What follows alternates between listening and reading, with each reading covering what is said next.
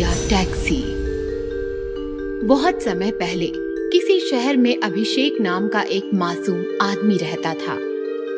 अभिषेक एक बहुत बड़े व्यापारी के यहाँ ड्राइवर का काम करता था। एक दिन वो अपने मालिक को गाड़ी में बैठाकर कहीं ले जा रहा था, तभी गाड़ी पेड़ से जाकर टकरा गई। ये तूने क्या किया? तूने मेरी CMW गाड़ी ठोक दी। तू जानता है ये कितनी महंगी आती है? मैं तुझे अभी नौकरी से निकालता हूँ। ये कहकर मालिक गाड़ी लेकर वहाँ से चला गया। अचानक नौकरी चले जाने पर अभिषेक बहुत दुखी हुआ। वो वहीं उसी पेड़ के नीचे बैठकर रोने लगा। इतने सालों में पहली बार मुझसे कोई एक्सीडेंट हुआ था और मालिक ने बिना मेरी बात सुने मुझे नौकरी से निकाल दिया। तभी उसे एक डरावनी आवाज आई। नीचे आदमी, ऊपर भूत, वाह काली रात, बहुत खूब। ये सुनकर अभिषेक डर गया। कौन है? कौन है? किसकी आवाज है ये? सामने आओ। काली रात का काला साया तुमने बुलाया, लो भूत चला आया।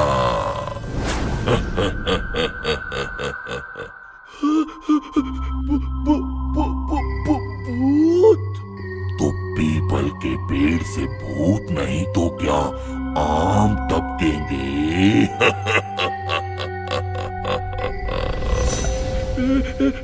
मुझे जाने दो, मैंने ध्यान नहीं दिया कि ये पीपल का पेड़ है। मुझे पता होता तो मैं कभी इस पीपल के पेड़ के नीचे नहीं बैठता। ये इंसान मुझे मासूम सा लगता है, क्यों ना इसका फायदा उठाया जाए।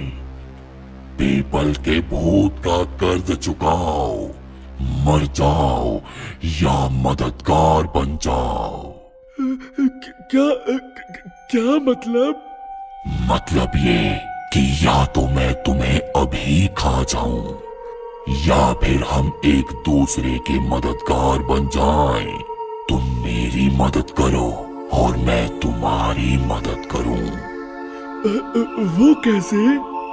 मैंने सुना है तुम्हें तुम्हारे मालिक ने नौकरी से निकाल दिया, तो मैं तुम्हें नौकरी दिला देता हूँ और इसके बदले में तुम मेरी भूख मिटाओगे। लेकिन मुझे तो गाड़ी चलाने के अलावा कुछ नहीं आता। ठीक है, तो मैं तुम्हारी टैक्सी बन जाता हूँ। तुम सारा दिन टैक्सी चलाकर पैसे कमाना और हर रात मैं एक सवारी खाऊंगा। मैं ये नहीं कर सकता। ठीक है, तो मैं तुम्हें अभी खा लेता हूँ। मैं ये कहाँ फंस गया?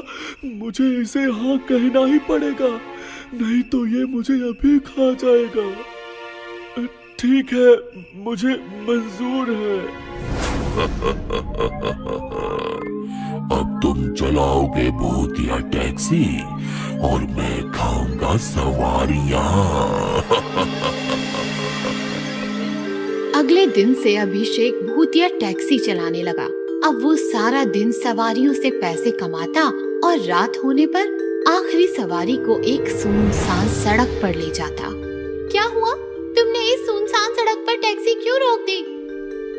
माफ करना बहन जी, लेकिन अब मेरी टैक्सी का खाने का टाइम हो गया है।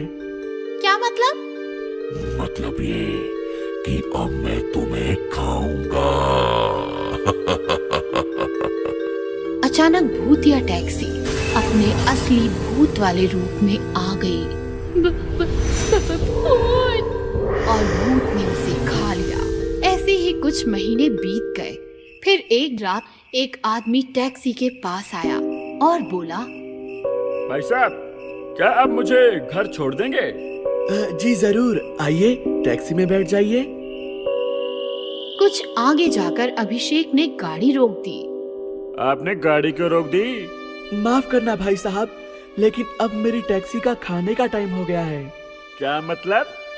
मतलब ये कि अब मैं तुम्हें खाऊंगा।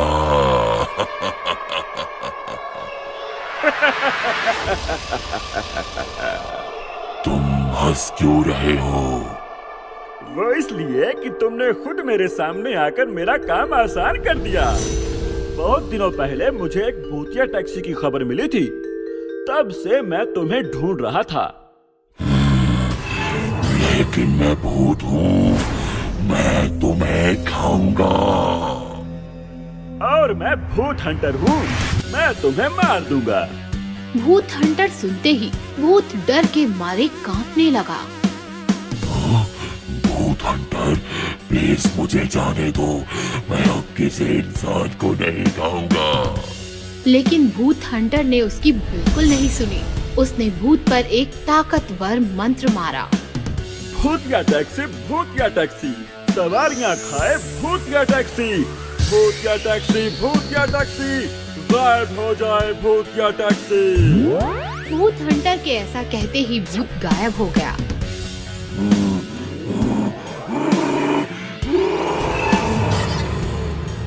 तभी अचानक अभिषेक जोर जोर से रोने लगा। मुझे माफ कर दो भूत हंटर। उस भूत ने कहा था कि अगर मैं उसकी बात नहीं मानूंगा तो वो मुझे खा जाएगा।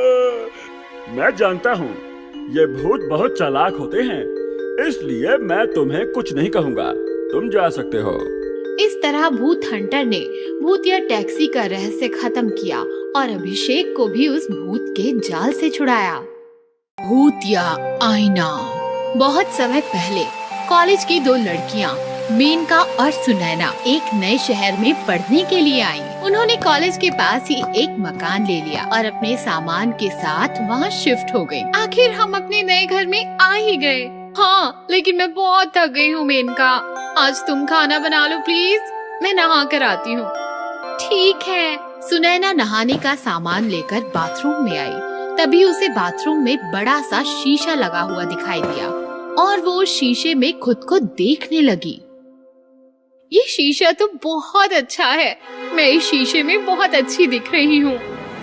दूसरी तरफ मेनका ने खाना बनाकर तैयार कर लिया था और फिर सुनैना को आवाज लगाई। सुनैना, आ जाओ, खाना रेडी है। लेकिन बहुत आवाज लगाने पर भी सुनैना नहीं आई। मेनका उसे ढूंढती हुई बाथरूम तक आ गई। सुनैना, अब नहा लिया हो तो आ भी जाओ। लेकिन जब अंदर से कोई जवाब नहीं आया तो मेनका ने दरवाजे को हाथ लगाया। उसके हाथ लगाते ही दरवाजा खुल गया। मेनका ने देखा तो सुनैना अंदर नहीं थी। वो पूरे घर में सुनैना को ढूंढने लगी, लेकिन उसे सुनैना कहीं नहीं मिली। वो जोर जोर से रोने लगी। सुनैना, तुम कहाँ हो? उसकी आवाज सुनकर कुछ पड़ोसी उसके घर आ गए। क्या हुआ? तुम रो क्यों रही हो? मैं आज ही अपनी सहेली के साथ यहाँ रहने आई हूँ, लेकिन पता नहीं सुनैना कहाँ चली गई। तुम चिंता मत करो, आओ हम उसे मिलकर ढूंढते हैं। तभी अचानक सुनैना बाथरूम से निकलकर बाहर आती है। सुनैना, तुम बाथरूम में थी? लेकिन मैंने तो बाथरूम में चेक किया था। तुमसे कुछ गलती हो गई होगी, मैं तो बाथरूम में ही नहा रही थी। चलो छोड़ो वो सब, आओ खाना खाते हैं। फिर जैसे ही वो खाना खाने लगे, सुनैना खाने पर टूट पड़ी। वो ऐसे खाना खा रही थी जैसे उसने कई सालों से खाना ना खाया हो। सुनैना, ये तुम कैसे खा रही हो? चुप करो, मैं ऐसे ही खाना खाती हूँ। तुम ऐसे क्यों बोल रही हो? मुझे डर लग रहा है। अगले दिन मेनका ने सुनैना से कहा, सुनैना, मैंने नहा लिया, अब तुम भी नहा लो। मुझे नहाना अच्छा नहीं लगता, इसीलिए मुझे दोबारा नहाने के लिए मत कहना। सुनैना के व्यवहार में अचानक आए इस बदलाव को देखकर मेनका को चिंता होने लगी। एक दिन मेनका सुनैना के नाम का प्रसाद चढ़ाने के लिए मंदिर गई। उसने पंडित जी से कहा, पंडित जी, पिछले कुछ दिनों से मेरी सहेली सुनैना बहुत बदल गई है। ना वो मुझसे ठीक से बात करती है और ना नहाती है, और खाना तो वो एकदम जानवरों की तरह खाती है। तुम चिंता मत करो बेटी, उसे ये भगवान पे चढ़ाया हुआ प्रसाद खिलाना, वो ठीक हो जाएगा। प्रसाद लेकर मेनका घर आ गई। सुनैना, मैं मंदिर से तुम्हारे लिए प्रसाद लाई हूँ। ये कहकर मेनका ने जैसे ही सुनैना के हाथ में प्रसाद रखा, सुनैना ने प्रसाद को जमीन पर फेंक दिया और वो गुस्से में चिल्लाने लगी, मुझसे दूर करो प्रसाद, प्रसाद नहीं चाहिए, दूर हो जा मुझसे। सुनैना के हाव भाव और डरावनी आवाज सुनकर मेनका समझ गई कि कुछ गड़बड़ है। वो पड़ोसियों के पास गई और उन्हें पूरी बात बताकर उन्हें अपने साथ ले आई। मैं जानती हूँ तुम सुनैना नहीं हो, मेरी सहेली के शरीर को छोड़ दो, नहीं तो हम तुम्हें मार देंगे। ये सुनकर सुनैना डरकर बाथरूम में भाग गई। मेनका और बाकी सभी उसका पीछा करते हुए बाथरूम में आ गए। फिर अचानक सुनैना अपने असली भूतिया रूप में आ गई और हंसते हुए बाथरूम में लगे शीशे के अंदर चली गई। तुम भूतनी हो। तुमने सही कहा, मैं शीशे की दुनिया की भूतनी हूँ। प्लीज हम तुम्हें कुछ नहीं कहेंगे, बस मुझे ये बता दो कि सुनैना कहाँ है। उसे तो मैंने पहले ही मार दिया था और इतने दिनों से उसकी जगह मैं तुम्हारे साथ रह रही थी। ये रही तुम्हारी सहेली सुनैना। अपनी सहेली को मरा हुआ देखकर मेनका को बहुत दुख हुआ, लेकिन वो कुछ कर भी नहीं सकती थी, इसीलिए चुपचाप खड़ी ये सब देखती गई। इस तरह शीशे की दुनिया में आई बाथरूम की भूतनी सुनैना को मारकर अपने साथ ले गई।